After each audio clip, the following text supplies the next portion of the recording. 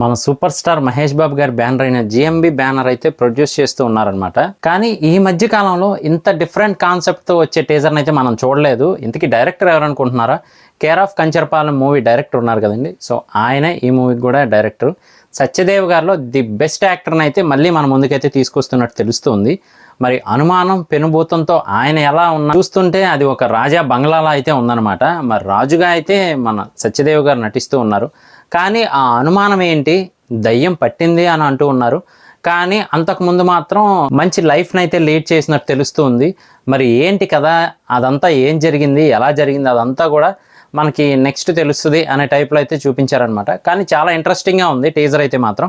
ఈ మధ్యకాలంలో ఈ టైప్ టీజర్ని అయితే మనం చూడలేదు. మరి హర్రర్కి సంబంధించిందా, లేదు అంటే ఆయన వాళ్ళ వైఫ్తో ఫ్యామిలీ లైఫ్లో డిస్టర్బ్ అవ్వడం వల్ల ఇలా మారిపోయారా ఏంటి అనేది మాత్రం మనం వెయిట్ చేసి చూడాల్సిందే. చాలా బాగుంది టీజర్ అయితే. ఒకసారి చూడకపోతే చూడడానికి ట్రై చేయండి. టీజర్ చూసాక మీకేమనిపించింది అనేది మాత్రం కింద కామెంట్ చేయడం మర్చిపోకండి. Thank you.